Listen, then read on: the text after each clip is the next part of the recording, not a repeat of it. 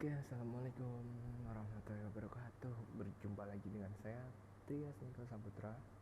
Kali ini saya akan membahas seputar sistem operasi, khususnya di bagian instruksi, low disk space, dan juga disk management system. Oh ya, ini di pojok kanan itu gambar foto profil saya ya. Kalau kalian penasaran dengan wajah saya. Oke, yang pertama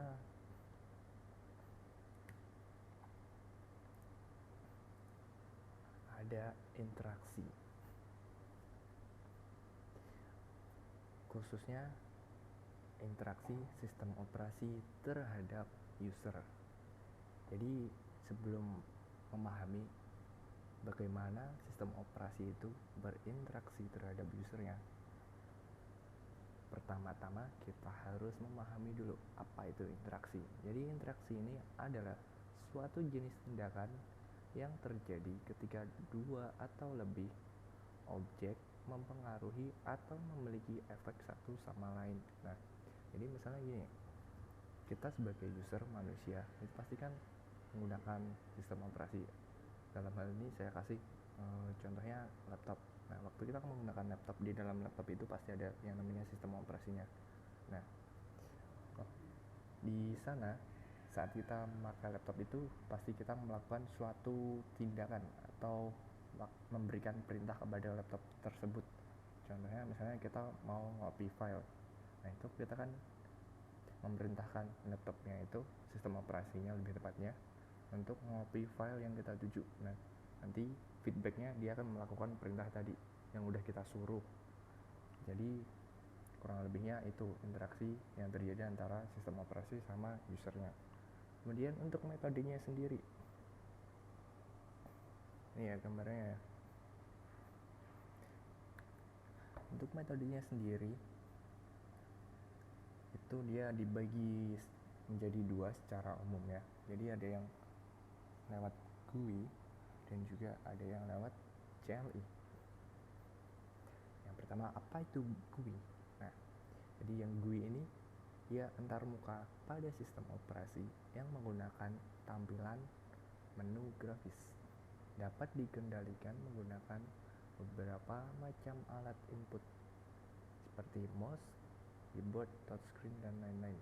Nah, pada antarmuka GUI biasanya dia terdapat jendela, menu, tombol, icon, dan lain-lainnya yang dia sifatnya memudahkan. Jadi kalau kita lewat GUI, contohnya di sini misalnya kalian pakai Windows. Nah, kalian mau membuka aplikasi, itu kan kalian tinggal double klik, atau waktu kalian mau install sebuah aplikasi itu sama aja, tinggal kalian double klik, nanti kalian untuk instruksi lanjutnya kalian bisa lanjutkan pakai mouse, di klik selanjutnya dan selanjutnya.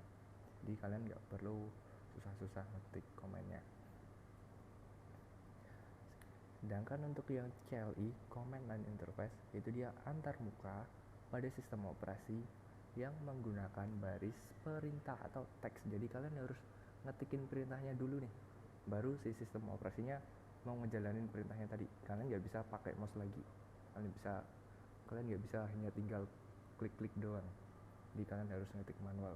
Ini lebih ke ini sih, untuk contohnya biasanya yang sering pakai terminal ini di Linux. Kalau kalian pernah pakai Linux pasti kalian udah sering ini ketikin komen. Kalau di Linux itu biasanya saat kita mau install aplikasi itu harus lewat komen. Jadi untuk Linux dia memang lebih base-nya ke CLI, beda dengan Windows. Kalau Windows dia lebih ke GUI-nya, jadi mempermudah usernya, tinggal klik-klik doang, lebih gampang dipahamin sama orang awam. Oke, langsung saja kita ke prakteknya.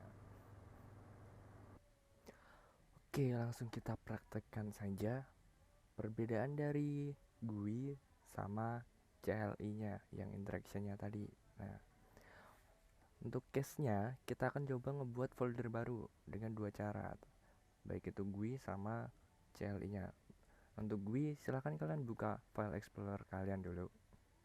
Nih, kalau sudah dibuka, nih kalian pilih directory mana yang mau kalian tambahkan folder barunya. Saya mau nambahin folder baru ini ada di musik ya.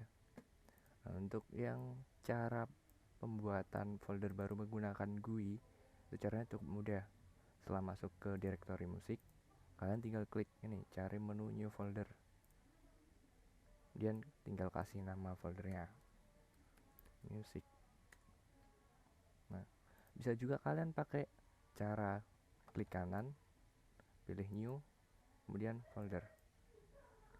Itu juga sama hasilnya, nanti dia untuk membuat folder baru music 2. Oke, ini itu udah jadi untuk GUI nya. Interaction yang pembuatan folder lewat GUI cukup cepat ya.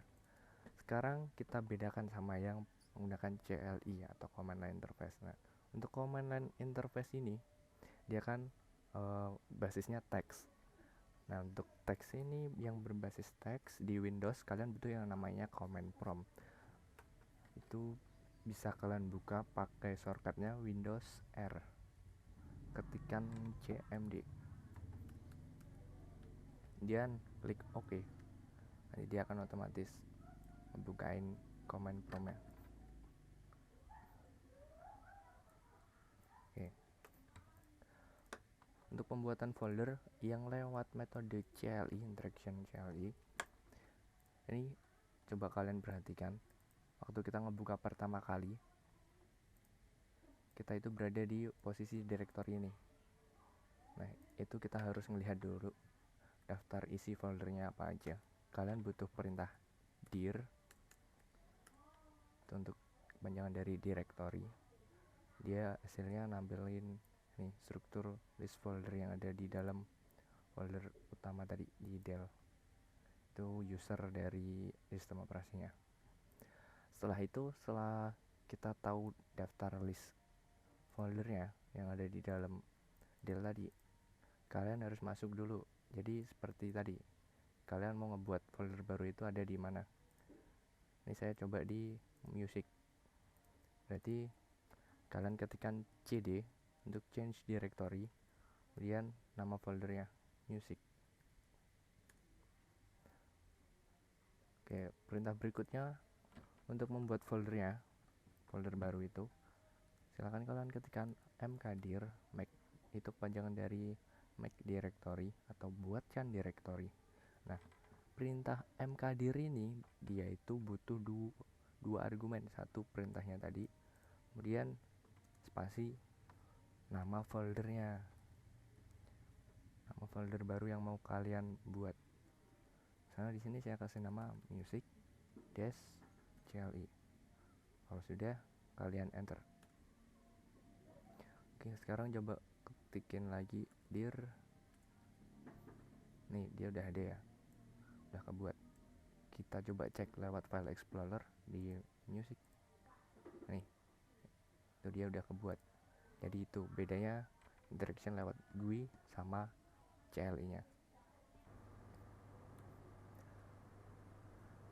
Next, topik pembahasan selanjutnya adalah load space. Jadi apa sih itu load space? Load space merupakan kondisi di mana komputer kekurangan storage untuk melakukan penyimpanan.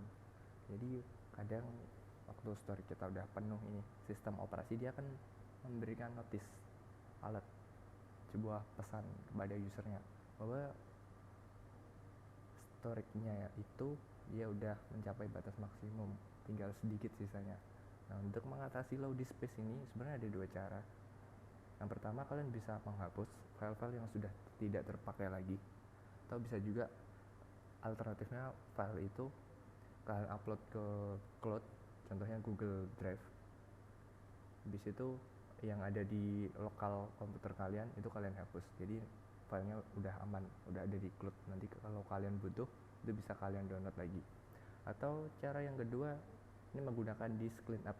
Kalau yang pakai disk cleanup ini mungkin efeknya nggak terlalu besar sih, ya mungkin hanya bisa menghapus beberapa doang, karena kalau kita pakai disk cleanup itu hanya cache atau file-file sampah yang kehapus.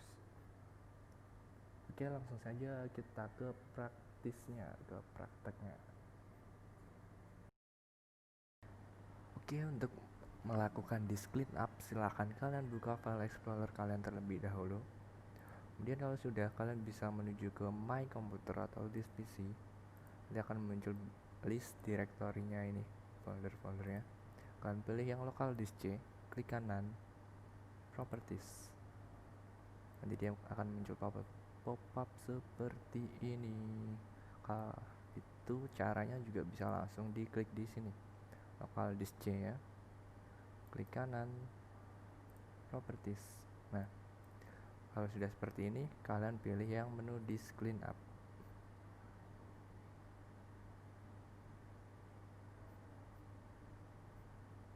Oke, nanti dia muncul seperti ini. Ini adalah ini pemilihan file-file yang nantinya mau dihapus. Ini biarin default aja ya. Itu bisa kalian tambah untuk yang recycle bin. Kayak yang lainnya biarin aja. Nanti takutnya itu file system dia emang butuh malah kehapus, itu bisa bahaya. Kalau sudah, kalian pilih clean up system files. Kita tunggu dia sebentar prosesnya.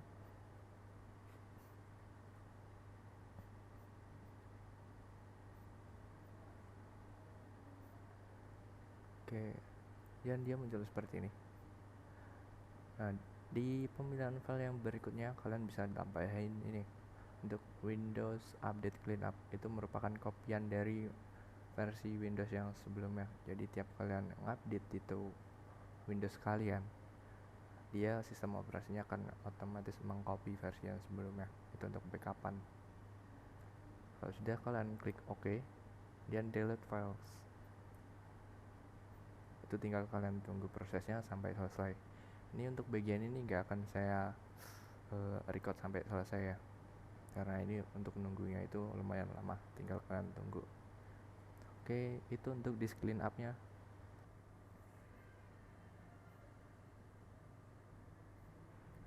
Terakhir, topik pembahasan yang paling akhir ya, ini adalah disk management system. Jadi apa sih disk management system itu? Disk management system atau disk management itu ia merupakan tool bawaan Windows yang biasanya digunakan untuk membuat dan menformat partisi hard disk. Nah, jadi ini biasanya dia untuk membagi-bagi partisi hard disk kalian. Jadi misalnya hard disk kalian size-nya 500 GB. Nah, 500 GB itu kalian mau buat dia jadi berapa susunan rak. Misalnya kalian mau buat jadi 4 rak dengan size-nya sama besar, berarti 500 bagi 4. Nanti kalian bisa buat masing-masing storage-nya atau partisinya itu sama rata.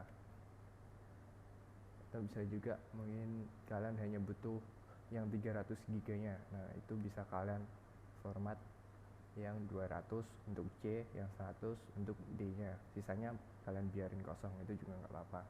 Selain itu, kita juga bisa ini menggunakan disk management tadi untuk memperkecil dan memperluas ukuran partisi. Nah, misalnya partisi kalian di D itu cuma 100 GB. Nah, kalian masih punya yang unallocated atau